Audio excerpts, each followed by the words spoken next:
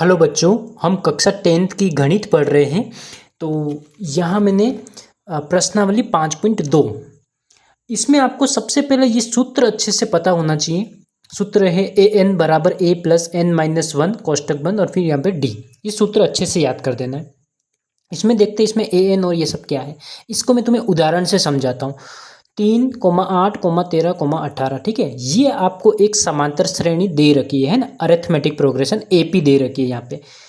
अब यहाँ पर देखिए ये क्या पहले नंबर पे आ रहा है, इसलिए मैंने यहाँ पे 1 लिखा। ये दूसरे पे आ रहा है, इसलिए मैंने यहाँ पे 2 लिखा, या 3 लिखा, यहाँ पे 4 लिखा।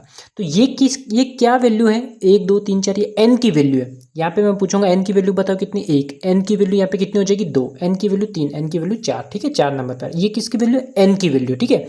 अब मेरे को कोई पूछे कि a2 बताओ, a2 का मतलब क्या होगा। सबसे पहले n a2 यानी n की वैल्यू कितनी, 2। तो a2 रखा मैंने। अब a2 की वैल्यू कितनी होगी, जो 2 नंबर पे आ रहा है वो कितना हो जाएगा, 8।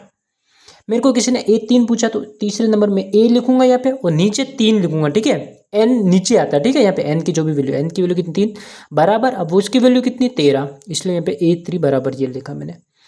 इसको मैं क्या लिखूंगा, देखो 4 नंबर पे आ रहा है, n की वैल्यू 18 में मैं तुम्हें n की वैल्यू पूछूंगा तो क्या बताओगे, n की वैल्यू तो 4 है क्योंकि चौथे नंबर पे आ रहा है, ठीक है।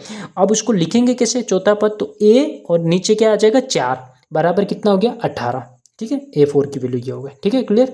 तो a4 में अगर हम देखना तो n की वैल्यू पूछूं मैं यहाँ पे क्या बताओगे, 4। लेकिन अगर मैं यहाँ पे तुम्हें an मतलब a4 पूछूं तो कितना बताओगे, 18, ठीक है। दोनों में फर्क है ना, n की पूछा तो 4, लेकिन a4 बोला तो 18।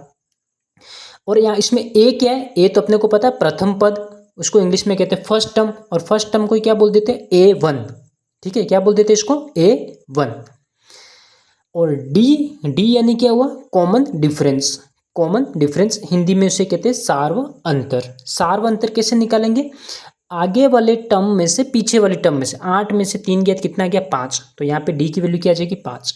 देखिए हर बार सेम आएगा, 13 में से 8 घटाओ तो भी कितना आएगा, 5 आएगा। 18 में से 13 घटाया तो भी 5 आएगा, है ना। तो डी हर बार आपका सेम आना चाहिए, बहुत जरूरी है। अगर नहीं आ रहा है इसका मतलब वो श्रेणी समांतर श्रेणी नहीं है, ठीक है। सबसे पहले ये आपको चेक करना है। तो ये हो गया, आपको इंग्लिश में उसे कॉमन डिफरेंस कहते हैं। ध्यान रखना ए को ही A1 कहते हैं, ठीक है। मैं यहाँ पे अभी पूछूँ ए की वैल्यू बताओ, ए कौन सा हो जाएगा, A1 तो कितना, 3। तो यहाँ पे अपने को मैं पूछूंगा तो ए की वैल्यू बता दोगे। तो यहाँ पे मैंने तुम्हें सवाल दे रखे यहाँ पे कुछ, ये हम नेक्स्ट वीडियो में करते हैं, ठीक है, कि A8 कैसे निकलना और ये सारे कैसे निकलना, ठीक है। थैंक यू बच्चों।